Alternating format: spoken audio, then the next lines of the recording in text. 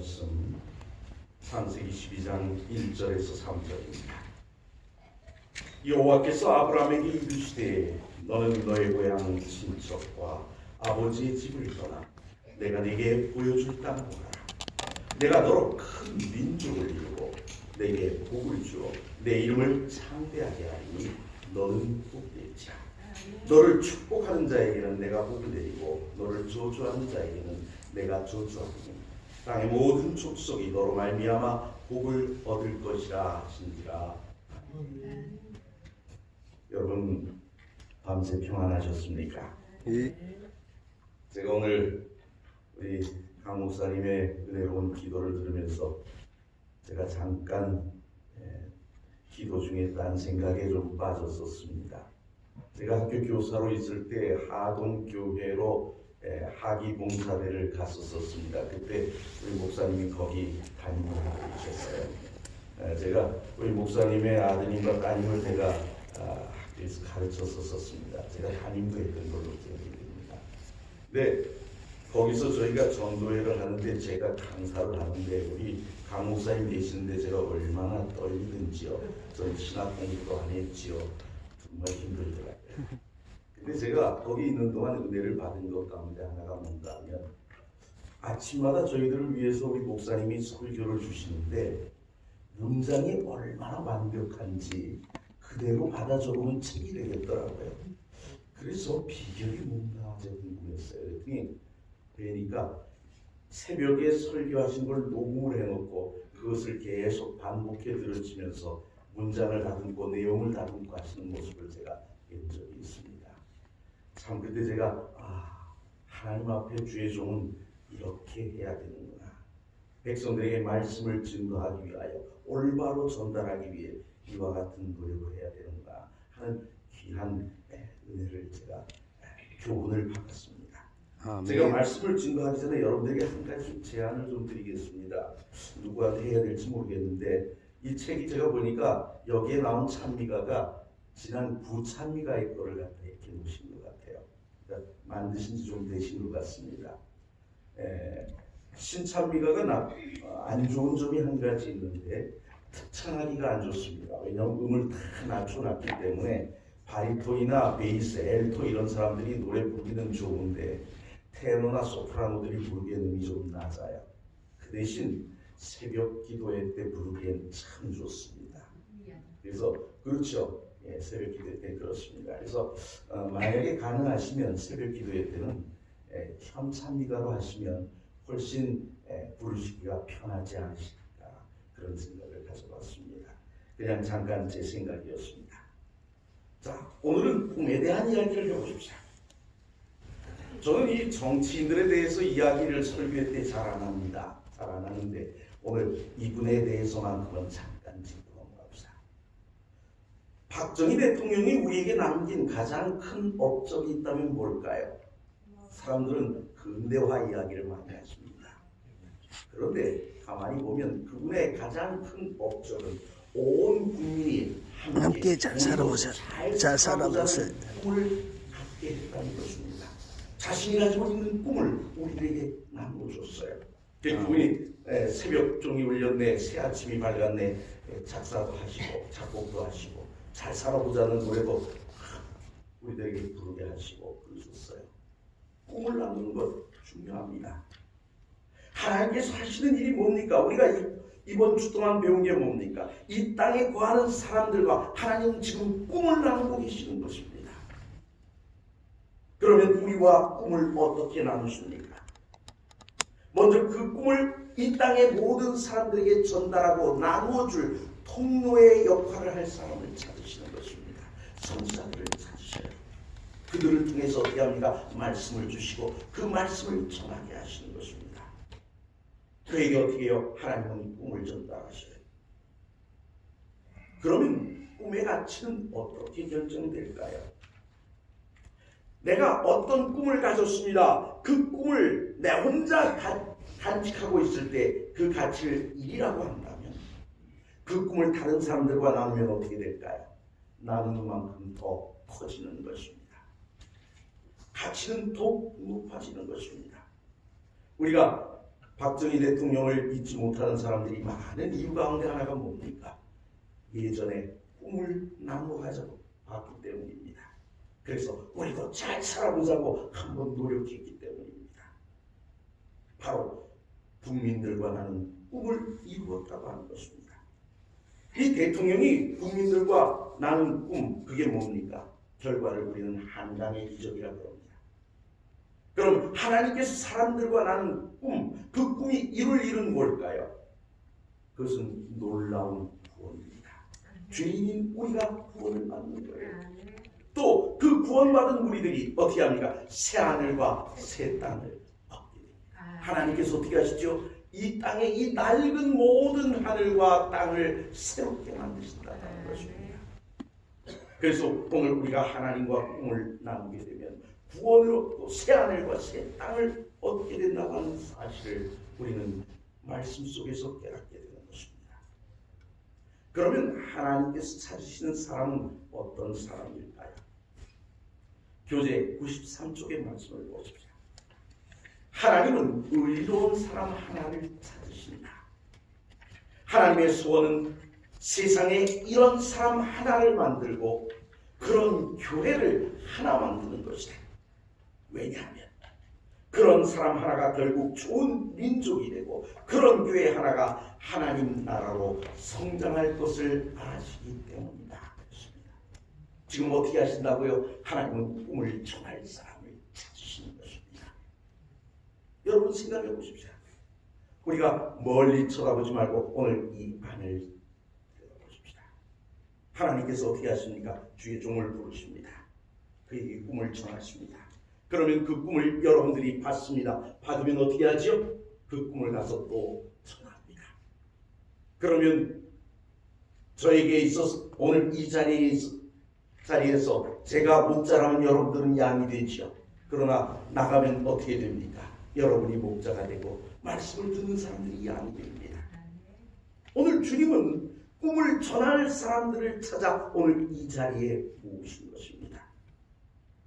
그 사람으로 하여금 지금 보여주신 꿈을 나눌 사람을 또 찾게 하시는 것입니다.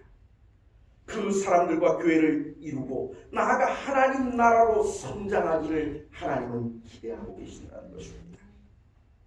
그렇다면 하나님께서 아브라함에게 심어주신 비전은 어떤 것일까요? 아까 읽었던 창세기 12장 2절의 말씀을 보십시오. 내가 너로 큰 민족을 이루고 내게 복을 주어 내 이름을 창대하게 하리니 너는 복이 되리라. 아멘. 여기 보니까 먼저 큰 민족을 있게 하겠다는 것입니다. 그 다음에 이름이 창대해진다. 이름이 널리 알려진다라고 이야기합니다. 그 다음에 뭐라 그래요? 아브라함이 복이 될 거라고 합니다. 다시 말하면 복을 전해주는 사람이 될 거라고요. 우리가 개혁 개정판에는 복이 될지라 그랬습니다만 우리 개혁 한글판 번역에 보면 뭐라 그러나 복의 근원이 될지라. 제가 설교하면서 복의 근원이 될지라 그랬더니 한 분이 그런 얘기를 했어요. 아유, 복의 근원은 하나님이신데 어떻게 사람이 복의 근원이 됩니까? 여기서 복의 근원이란 어떤 뜻인가 하면 복을 전해주는 통로라는 이야기입니다. 하나님은 오늘 여러분들을 어떤 사람으로 부르는가? 하나님이 나눠주신 그 복, 하나님이 우리에게 주신 그 꿈을 전해줄 통로로 삼고자 하신다는 것입니다. 하나님께서는 꿈의 사람으로 요셉과 다니엘을 쓰셨습니다. 오늘 이 두 사람을 우리는 좀 생각해 보자 합니다. 하나님께서 요셉에게 주신 꿈, 다니엘에게 주신 꿈이 무엇인가 하는 것입니다. 근데 가만히 보면 이 요셉을 쓰실 때에 하나님께서는 다니엘을 쓰실 때에 꿈을 이방인들에게도 주시더라는 것을 우리가 보게 됩니다. 한번 봅시다. 요셉 얘기부터 봅시다. 요셉이 감옥 속에서 두 관원을 만납니다. 떡 맡은 관원과 술 맡은 관원을 만납니다. 또 누구를 만나는가 하면 바로를 만납니다. 하나님께서는 그 세 사람에게 꿈을 주셨어요. 두 신하에게 준 꿈은 무엇입니까? 이제 요셉을 바로 앞으로 인도하게 하기 위하여 그들에게 꿈을 주시는 것입니다. 그래서 그들을 통하여 어떻게 해요? 이제 감옥 속에 갇혀있는 요셉이 왕궁으로 인도될 수 있도록 길을 열어주시는 것입니다. 여러분, 오늘 우리가요, 하나님의 말씀 속에서 잘 살게 되면 우리를 위해서 다른 사람들에게 하나님이 꿈을 주시기도 합니다. 여러분, 그런 건 경험하십니까? 아멘. 믿지 않는 사람들이 내게 복을 전해주기 위하여 통로가 되어주는 모습들을 우리는 종종 발견하게 됩니다. 지금 이 두 사람이 그렇습니다. 바로는 어땠습니까? 바로에게 하나님이 꿈을 주셨어요. 왜 꿈을 주셨습니까? 요셉에게 일찍이 주셨던 그 꿈을 이루게 하기 위하여 누구를 사용하십니까? 바로를 사용하십니다. 바로도 두 신하도 다 누구 때문에요? 요셉 때문에. 그의 꿈을 이루게 하기 위하여 그들을 사용하시더라는 것입니다. 아멘. 저는 얼마나 이게 감사한지 모릅니다. 누구간에 살봅시다. 그는 이교도입니다. 바벨론의 왕입니다. 하나님께서 그에게 꿈을 주셔요. 어떤 꿈을 주십니까? 누구간에서는 관심이 있었어요. 무엇에 관심이 있었을까요? 그는 이제 정말 대제국을 이루었습니다. 이 나라 저 나라 쳐들어가서 다 이겼어요.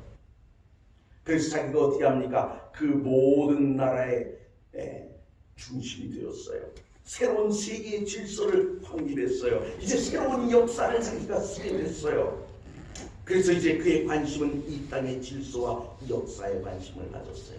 이 세계가 어떻게 될 건가? 내가 만든 이 나라가 어떻게 될 건가? 그는 그 장래일에 대하여 관심을 갖고 있었습니다. 다시 말하면 자기는 이제 큰 나라를 이루고 난 다음에 자기의 이름이 어떻게 해요? 창대해지기를 바란 것입니다. 그런데 하나님께서 그에게 꿈을 주십니다. 하나님께서 꿈을 통해 전하고자 하신 그 뜻은 무엇일까요? 네가 전쟁에서 이겼니? 그래서 네가 중심이 되었니? 네가 새로운 질서를 만들었니? 네가 새로운 역사를 만들었니? 아니야. 이 땅의 질서를 세우고 이 땅의 역사를 주관하시는 분은 여호와 하나님이시라는 것을 네가 좀 알아라 하는 것입니다. 그래서 꿈을 주신 거예요. 그래서 그가 그 꿈을 꾸고 나니까 그가 가졌던 생각이 깨어지는 겁니다. 자기가 얼마 전에 유다 땅에 들어가서 예루살렘을 멸망시키고 그 다음에 성전을 부수고 다 해버렸기 때문에 자기가 여호와보다 자기의 믿는 신이 더 위라고 생각했어요. 내가 섬기는 신이 이제 이 세상을 천국했다라고 생각했어요.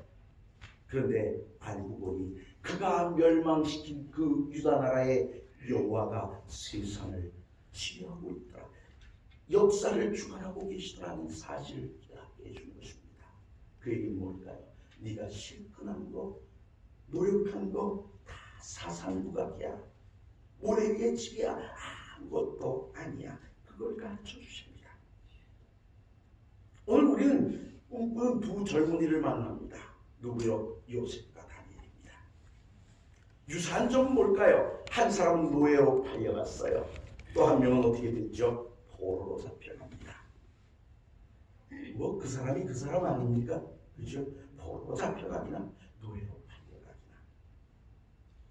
그런데 이 두 사람은요, 절망할 수밖에 없는 상황에서 꿈을 붙잡았다는 것입니다. 저는 특별히 이 다니엘을 생각하면 가슴이 시립니다. 여러분이 다니엘서 1장을 보세요. 거기 보면 다니엘과 그의 세 친구들이 나옵니다. 왕궁에 모실 만한 청년들을 뽑아서 데려갔다 이렇게 얘기해요. 굉장히 좋게 표현했죠. 좋게 표현한 게 아니라 번역을 참 이쁘게 했어요. 근데 한번 생각해 보십시다. 왕궁에 말입니다. 남자가 몇 명이 거합니까? 예? 몇 명이 거합니까? 임금님하고 왕자들 외에는 남자 비슷한 사람만 있어요. 그렇죠? 그러면 그들이 왕궁에 들어갔다는 이야기는 뭐가 됐다는 얘기입니까? 환각이 됐어요. 이 젊은 친구들이요, 그 꿈이 찬찬하던 친구들이 그냥 들어가서 거세를 당한 거예요. 그 꿈이 다 날아간 거예요. 여러분 보십시오. 요셉은 그의 아들들 이름이 나옵니까 안 나옵니까? 나와요. 다니엘은요? 없어요. 꿈이 다 날아갔어요. 우리가 왜 옛날 어른들이 아들 그랬습니까? 아들을 낳아야 제사를 지내주잖아요. 제사를 지내줘야 내 이름을 기억해 주잖아요. 그렇죠? 사람 죽어서 뭘 남긴다고요? 이름을 남긴다고요. 내 이름 좀 남겨야 되는데 내 이름 불러줄 아들이 있어야 된다는 게 우리 어른들의 생각이었습니다. 옛날 분들 다 그랬어요. 그런데 이름을 기억해 줄 아들이 없는 겁니다. 절망할 수밖에 없어요. 그런 상황 속에서 다니엘은 꿈을 붙잡는 것입니다. 꿈이 다 깨어진 상황 속에서. 요셉도 그러했습니다. 요셉의 꿈은 무엇이었습니까? 그는 어린 시절 진짜 꿈을 꿨어요. 자다가 꿈 꿨어요. 그 꿈이 뭡니까? 자기가 자기 가족들을 인도하는 꿈입니다. 그랬더니 어떻게 됩니까? 온 가족을 살리고 민족을 이루는 그 꿈을 이루게 하시는 것입니다. 다니엘의 꿈은 무엇입니까? 절망의 시대입니다. 얼마나 절망이 됐을까요? 자기 한 사람의 문제가 아니에요. 요셉은 자기 한 사람의 문제였지요. 그런데 다니엘은 아닙니다. 자기뿐 아니라 많은 사람들이 잡혀왔어요. 성전은 파괴됐어요. 성전의 기명들은 다 옮겨오더니 어떻게 됩니까? 물론 좀 더 이따가 얘기입니다만 벨사살 왕 때는 어떻게 합니까? 거기다가 술 담아 마셔요. 이런 절망의 시대에 하나님의 섭리를 깨닫게 합니다. 무엇이요? 그의 꿈이요. 하나님께서 그에게 주신 계시가 그와 같았습니다. 그래서 그 꿈은 어떻습니까? 우리가 다니엘서를 연구해 보면 그 꿈은 유다를 거쳐서 신약교회를 거쳐서 오늘 이 시대에 우리를 거쳐서 어디까지요? 하늘나라까지 이어지게 해주는 것입니다. 아멘. 놀라운 꿈. 우리가 만약에 꿈의 가치를 잃어버리면 어떻게 될까요? 교재에 있는 말씀을 보십시오. 이스라엘과 유다 백성은 하나님의 영광을 위해 창조함을 받고 선택되었지만 그 목적에서 벗어났다. 꿈을 잃어버린 겁니다. 그들의 눈과 귀는 가려졌고 그들에게 주어진 막중한 사명을 상실했다. 마치 암울했던 사사시대의 마지막 때처럼 그들에게 여호와의 말씀이 희귀하여 이상이 흔히 보이지 않게 되었다. 여러분, 꿈을 잃어버렸어요. 그들은 꿈의 가치를 망각했어요. 그래서 하나님이 주시는 꿈에 대해서 관심이 없었어요. 그러니까 모두 없어지는 겁니까? 이상도 없어지는 것입니다. 여러분 한번 생각해 보세요. 내가 열심히 기도하는 생활을 살면 어떻게 되는 줄 아십니까? 볼 때마다 다 하나님의 섭리가 보입니다. 꽃을 봐도 섭리가 보이고 지나가다가 어떤 사람을 봐도 보이고. 그런데요, 기도하는 생에 살지 아니하고 말씀 보는 생에 살지 않으면 그 다음엔 입에 뭐만 묻습니다. 욕만 묻습니다. 이래도 욕 나오고 저래도 욕 나오고.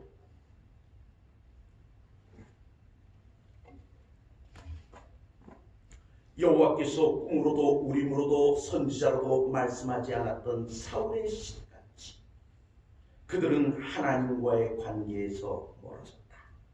그 다음 말씀 봅시다.